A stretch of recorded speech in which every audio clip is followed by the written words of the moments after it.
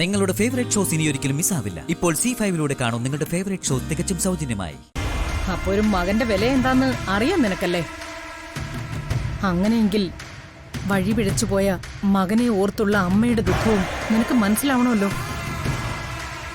ഈ മകൻ സ്വയം വഴി പിഴച്ചതല്ല, അമ്മ തന്നെ വിഷം കുത്തിവെച്ച് വഴി പിഴപ്പിച്ചതാ. അതുകൊണ്ടാ ആ അമ്മയുടെ കപട ദുഃഖത്തിന് ഞാൻ വില തരാത്തത്.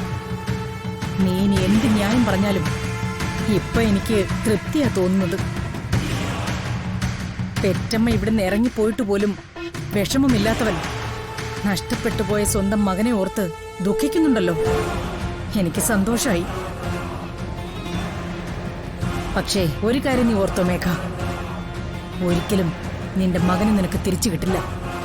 ഒരിക്കലും. കാരണം സുഭദ്ര ഒരിക്കലും രാധയെ നിനക്ക് കിട്ടാൻ സമ്മതിക്കില്ല. അതെനിക്ക് ഉറപ്പാ.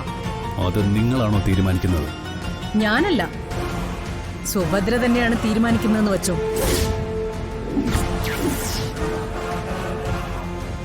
ഏതൊരു ജീവിക്കും സ്വന്തം ജീവനോളം വലുതല്ല മറ്റൊന്നും. സുഭദ്രയുടെ ജീവനെടുത്തവനാ നീ. ആ പക നീ നാക്കിലെ എള്ളും പൂവും കൂട്ടി ചോറുള്ള നീട്ടിയാലൊന്നും തീരില്ല. കുരുതി നടത്തണം, കുരുതി. എന്താ അത് നടത്താൻ പറ്റുമോ നിന്നെ കൊണ്ട്?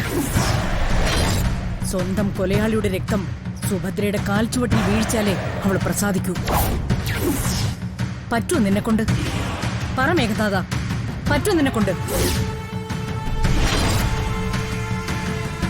നീയാ സുഭദ്രയുടെ കൊലയാളി.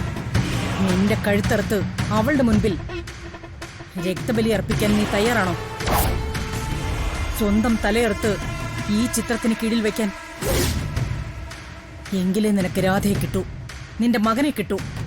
അല്ലാതെ നീ ചെയ്ത ബലിയൊക്കെ വെറുതെയാ, വെറും വേസ്റ്റ്. സോറി ഭവാനിയമ്മേ, നിങ്ങൾക്ക് തെറ്റിപ്പോയി.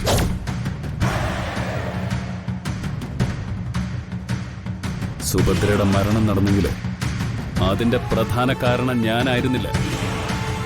ഞാൻ വെറും ഒരായുധം മാത്രമായിരുന്നില്ലേ, മഹാവിഷ്ണുവിന്റെ സുദർശന ചക്രം പോലെ. മനസ്സിലായില്ല. എന്നെ വെറും ചക്രായുധമാക്കി മാറ്റി സുഭദ്രയെ ഇല്ലാതാക്കിയ മാസ്റ്റർ ബ്രെയിൻ നിങ്ങളുടേതായിരുന്നു, എന്റെ കല്യാണം ഉൾപ്പെടെ. അതുകൊണ്ട് തന്റെ കൊലയാളിയുടെ രക്തം മാത്രമേ സുഭദ്രയെ പ്രസാദിപ്പിക്കുകയുള്ളൂ എങ്കിൽ, രാധയെ എനിക്ക് കിട്ടുകയുള്ളൂ എങ്കിൽ ആ കർമ്മം ചെയ്യാനും ഞാൻ തയ്യാറാ. ഈ കഴുത്തറുത്ത് ഈ ചിത്രത്തിന് മുന്നിൽ വയ്ക്കാൻ. വെറും വാക്ക് പറയുകയല്ല മേഘൻ, പറയുന്നത് ചെയ്യാൻ എനിക്കൊരു മടിയുമില്ല. അതുകൊണ്ട് തന്നെ എന്റെയും രാധയുടെയും വിവാഹത്തിന്റെ തടസ്സങ്ങൾ ഒഴിഞ്ഞു പോകാൻ തൽക്കാലം പ്രാർത്ഥിക്കാൻ നോക്ക്. അല്ലെങ്കിൽ ഇപ്പോ ഈ മേഘനാഥൻ പറഞ്ഞത് നാളെ ഈ മേഘനാഥൻ ചെയ്തിരിക്കും. സൂക്ഷിച്ചാൽ നിങ്ങൾക്ക് നല്ലത്. അത്ര തന്നെ.